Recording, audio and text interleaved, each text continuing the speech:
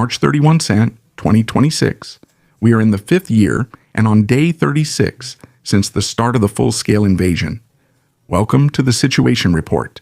In today's report, we definitely don't see any territorial gains. I came home quite late today, so unfortunately I wasn't able to update the situation map. But there are many other interesting things, such as further attacks on important facilities, a betrayal in the middle of Europe, and another loss for the Russian aerospace forces, which just came in as breaking news. In the Russian city of Nizhny Kamsk, there was a massive explosion at the Taneco oil refinery. Footage from the scene shows a powerful detonation followed by fires inside the facility. The refinery is one of the largest processing sites in Russia and has an annual capacity of around 8.7 million tons of crude oil. Accordingly, this is not a peripheral facility but an important part of the industrial infrastructure.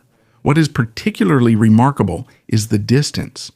With the front line about 1,100 kilometers away, the location is deep in the Russian hinterland. Events at this depth once again underscore that attacks are no longer limited to the region near the front, but can also extend to distant industrial centers. And that's very interesting because about 2 years ago we looked at a map when the first attacks on Russian oil depots and refineries took place.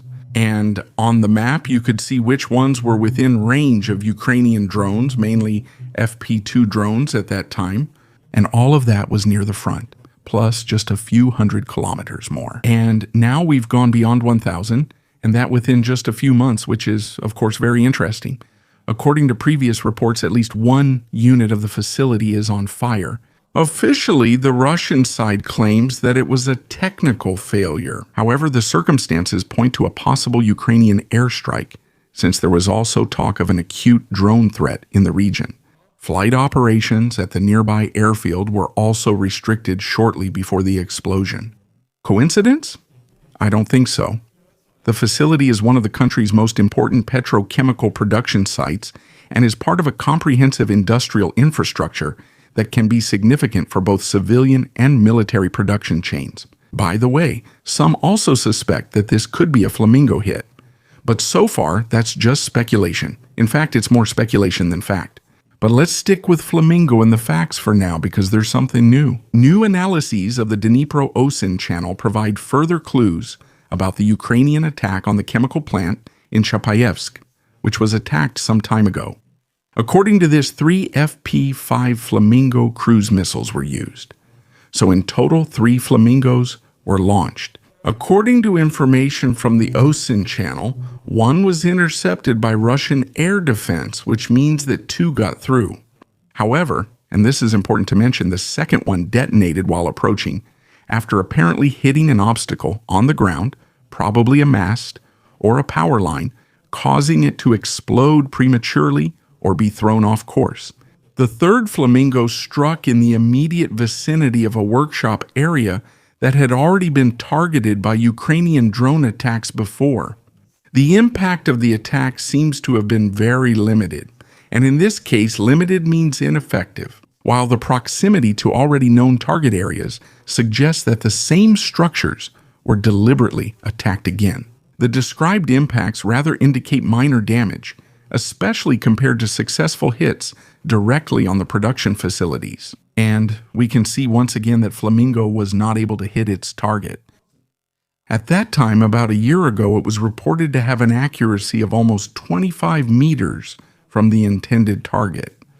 Do I want to hit a densely built ammunition depot? Okay, then we can use it. But do I want to hit a single building?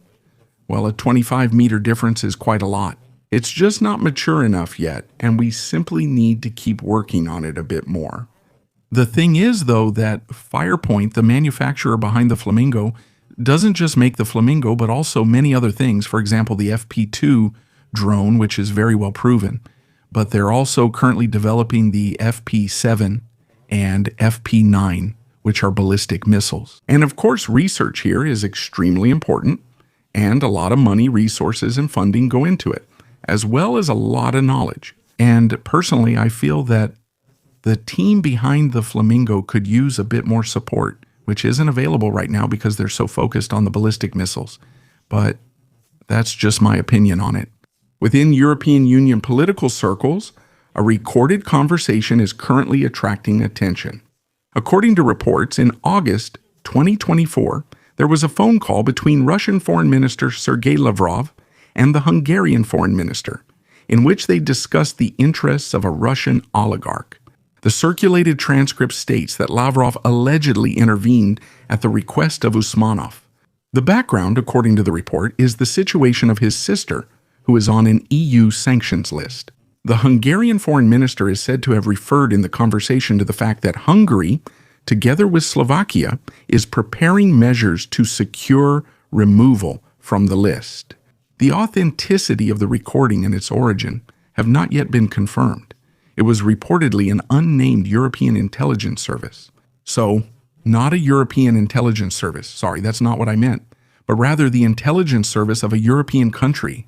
At the same time, it is known that there have recently been further delays within the EU regarding the extension of sanctions. Individual member states, especially Hungary, have made their approval conditional, which has led to shorter extension periods since they no longer block the process. The combination of political behavior at the EU level and the circulating accusations reinforces the impression of ongoing tensions within the Union regarding how to deal with Russia. So if the content of the recording turns out to be true, it would of course mean that an EU member state is more or less accepting direct requests from the Kremlin, which are not even political but purely private in nature. And this at the expense of Ukraine, and above all at the expense of the EU, and therefore at your expense as well, my dear viewers. On top of that, it's certainly no coincidence that this recording, and this should also be mentioned, was released just before the presidential election.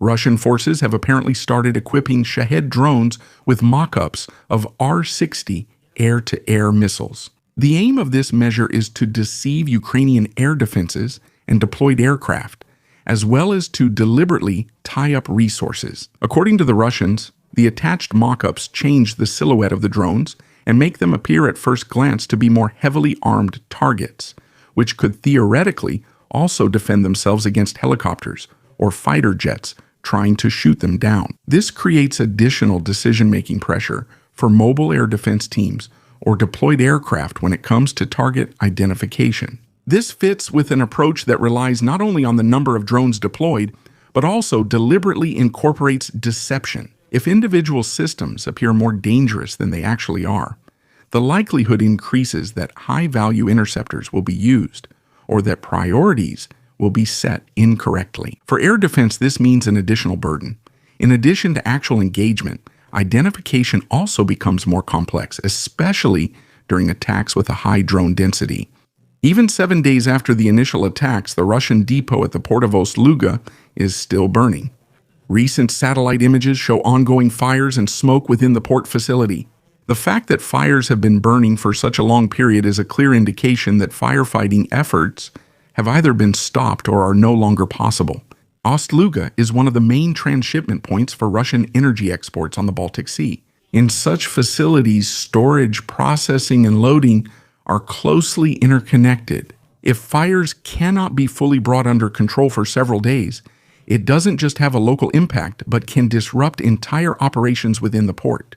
Even if the berths in the lower part of the fire cannot be fully brought under control, the transfer during the fire is naturally affected. The loss of a Su-34 fighter jet has been reported by Russian military bloggers. The information comes, among others, from the well-known Z-blogger Fighter Bomber, who regularly reports on incidents within the Russian Air Force. Details about the circumstances of the loss are not yet available. It is especially unclear whether it was a shoot-down, a technical defect, or simply an accident. As far as I have been able to gather so far, and note, this has not yet been confirmed. It is said to have been a shoot-down by a ground-based air defense unit, probably on the Russian side. Likewise, there is currently no confirmed information about the location or the fate of the crew, but Fighter Bomber is actually very accurate when it comes to the shoot-down or loss of their own units. The Su-34 is an important part of the Russian Air Force and is mainly used for tactical bombing missions as well as the deployment of glide bombs. Accordingly, it plays a central role in airstrikes on Ukrainian positions. The loss of this type is therefore operationally significant, as we see one or two almost every month. Even though individual losses do not immediately change the overall capacity, it remains crucial whether such reports will continue to increase or are part of a context of higher losses. Thank you to all subscribers, channel members, and the Albu crew, especially Lieutenant Colonel Rennecke and Sedative Freundin Meyerhofer. Please subscribe, like, and comment. See you in the next Situation Report.